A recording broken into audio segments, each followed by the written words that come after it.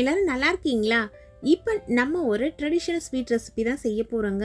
இது ஒரு ஸ்பெஷலான ஸ்வீட்டுன்னு கூட சொல்லலாம். ஆனால் ரொம்ப சிம்பிளான ஸ்வீட்டு. நம்ம தமிழ்நாட்டில் சில டிஸ்ட்ரிக்டில் பார்த்தீங்கன்னா இந்த ஸ்வீட்டை மாப்பிள்ளை ஃபஸ்ட்டு வீட்டுக்கு வரும்போது பெண் வீட்டில் செய்யக்கூடிய ஒரு ட்ரெடிஷ்னல் ஸ்வீட்டாகவும் இருக்குது. சில டிஸ்ட்ரிக்டில் நோன்பு அன்னைக்கு விரதம் இருந்து சாமி கும்பிடுவாங்க, அப்போ செய்யக்கூடிய பழக்கமும் இருக்குது. ஒவ்வொருத்தர் இதில் சேர்க்கக்கூடிய இனிப்புக்கு சிலது மாற்றி செய்வாங்க. நான் இது பார்த்திங்கன்னா ட்ரெடிஷ்னலாக சேலம் டிஸ்ட்ரிக்டில் செய்கிற அந்த மெத்தடில் செஞ்சுருக்கேன். ரொம்ப சிம்பிளான ரெசிபி தான். இப்போ இந்த ரெசிபியை எப்படி செய்கிறதுன்னு பார்க்கலாம் வாங்க. இது செய்யறதுக்கு ஃபர்ஸ்ட்டு நான் இன்றைக்கி 100 கிராம் அளவுள்ள இட்லி அரிசியை ஒரு 8 மணி நேரம் ஊற வச்சு எடுத்து வச்சுருக்கேன். குறைஞ்சபட்சம் நீங்கள் இட்லி அரிசியை ஒரு 4 மணி நேரமாவது ஊற வச்சுக்கோங்க. நல்லா ஊறின பிறகு வடிகட்டி எடுத்து கொஞ்சமாக தண்ணி சேர்த்து ஒரு மிக்ஸி ஜாரில் இது போல் ஒரு பேஸ்ட்டை அரைச்சிக்கோங்க. ரொம்ப மையம் இருக்கக்கூடாது, திரியாகவும் இருக்கக்கூடாது. இது போல் ஒரு பேஸ்ட்டாக நீங்கள் அரைச்சி எடுத்து வச்சுக்கோங்க.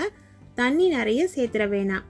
இப்போ அடிகனமான ஒரு கடாய் எடுத்துகிட்டு அதில் நல்லெண்ணெய் சேர்த்துக்கலாம். 50 கிராம் அளவுள்ள நல்லெண்ணெய் சேர்த்துருக்கேன். மிதமான தீயில வச்சுக்கோங்க, இல்லைனா ஸ்டவ்வை கூட ஆன் பண்ணாதீங்க. ஆன் பண்ணுறதுக்கு முன்னாடியே அரைச்சி வச்சுருக்க அரிசி விழுதை இதில் சேர்த்துக்கோங்க.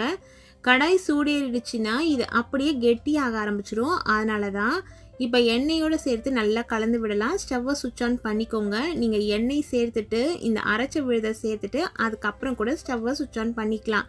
மிதமான தீக்கும் லோ ஃப்ளேமுக்கும் நடுவில் வச்சுட்டு இது போல் கலந்து விடுங்க. உங்களோட கரண்டியும் கொஞ்சம் வெயிட்டான கரண்டியாக இருக்கட்டும். அதே போல் கடாயும் நல்லா வெயிட்டாக திக்காக இருக்கிற ஒரு கடாய் இல்லை பேன் வச்சுக்கோங்க. அப்போ தான் கலந்து விடுறதுக்கு ரொம்ப ஈஸியாக இருக்கும். நம்ம சேர்த்த அரிசி விழுது இந்த எண்ணெயிலேயே நல்லா நமக்கு வெந்து வந்துடணும். ஃபஸ்ட்டு சேர்க்கும்பொழுது அரிசி விழுது நல்லா பியூர் ஒயிட்டாக இருக்கும். மாவு வேக கலர் சேஞ்ச் ஆகிடும் பாருங்கள். அதே போல் நீங்கள் கடாயை இந்த ரெசிபி செய்யறதுக்கு முன்னாடி நம்ம ஏற்கனவே தேய்ச்சி வச்சுருந்த கடாயாக இருந்தாலுமே இன்னொரு முறை நல்லா தேய்ச்சிடுங்க. அப்போ தான் நமக்கு கரெக்டாக வரும். இது போல் கலந்து விடும் பொழுது ஒரு ஸ்டேஜில் இது போல் வரும்.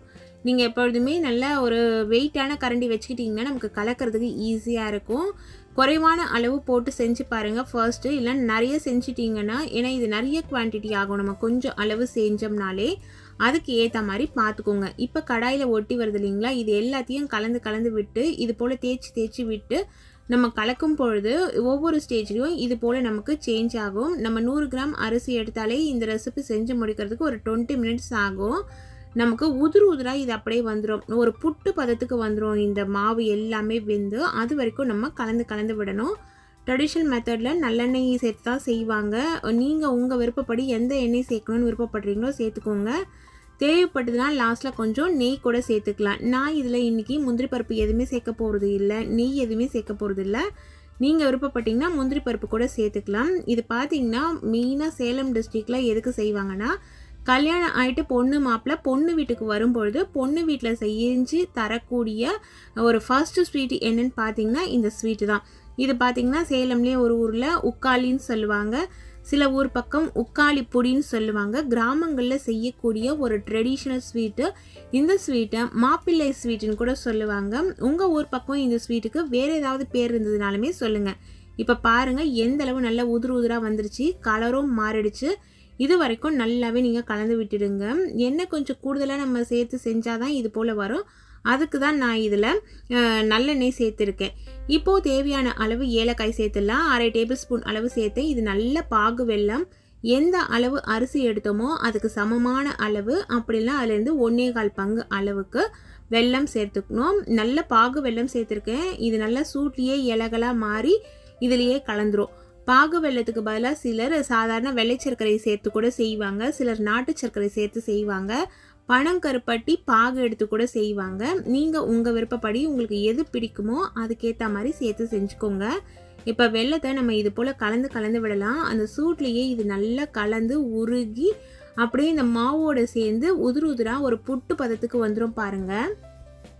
இப்போ பாருங்கள் நம்ம கலந்து விட்டுக்கிட்டே வரும். சூட்டில் இலகி இந்த வெல்லம் உருகி நம்ம சேர்த்தா அந்த மாவோடு சேர்ந்து வருது. ஒரு ஸ்டேஜில் நல்லா புட்டு மாவு பதத்துக்கு வந்துடும்.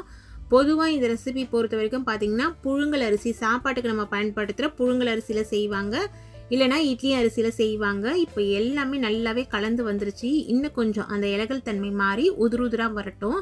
சில டிஸ்ட்ரிக்டில் பார்த்தீங்கன்னா சாமிக்கு நெய்வேத்தியமாக யூஸ் பண்ணுவாங்க, அதாவது விரத நாட்களில். அப்படி செய்யும் பொழுது கண்டிப்பாக இதில் பச்சரிசி தான் சேர்த்து செய்யணும். பச்சரிசியில் சேர்த்து செய்யும் பொழுது நல்ல சுவையாக இருக்கும். மாவு பச்சரிசி இல்லை பொன்னி பச்சரிசியில் நீங்கள் சேர்த்து செய்யலாம். எந்த அளவு சூப்பராக நல்லா உதிரு உதிராக நம்மளோட உக்காளி புட்டு ரெடி ஆயிடுச்சு பாருங்கள். இது ஒரு ஹெல்த்தியான ஸ்வீட்டு. பிள்ளைங்களுக்கு ஏதோ ஸ்வீட் வாங்கி தரத்துக்கு பதிலாக நம்மளோட ட்ரெடிஷ்னல் ஸ்வீட்டை இது போல் செஞ்சு கொடுத்து பழகுங்க. விருப்பப்பட்டு சாப்பிடுவாங்க. சாப்பிட்றதுக்கு நல்லா சூவியாக இருக்கும். சூடாக சாப்பிட்றதுக்கு அவ்வளவா விருப்பப்பட மாட்டாங்க. ஆறின பிறகு சாப்பிட்டா செம்ம டேஸ்ட்டாக இருக்கும். இது நீங்கள் ஸ்டோர் பண்ணி வச்சு கூட யூஸ் பண்ணலாம்.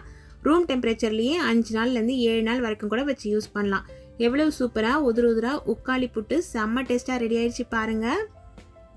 இந்த ரெசிபியை இதே அளவுகளில் பக்குவம் மாறாமல் செய்யுங்க. டேஸ்ட் வேறு லெவலில் இருக்குங்க. இது போல் நல்ல நல்ல ரெசிபிஸ் தெரிஞ்சுக்கணுன்னா நம்ம சேனலை தொடர்ந்து பாருங்கள். சுவையாக சமைச்சு சாப்பிட்டு மகிழ்ச்சியாக வாழுங்க. சுவையாகவும் இருக்கணும், ஆரோக்கியமாகவும் இருக்கணும்னா நம்ம சேனலை பார்த்து சமைங்க. Thank you friends.